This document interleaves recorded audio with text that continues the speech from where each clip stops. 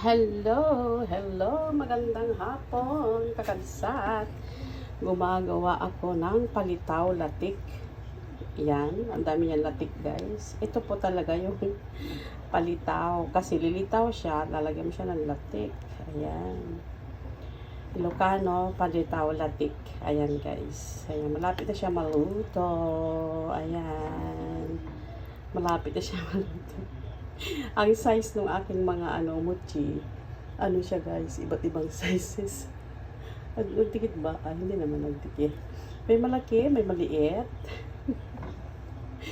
Ayan, to ang palitaw latik.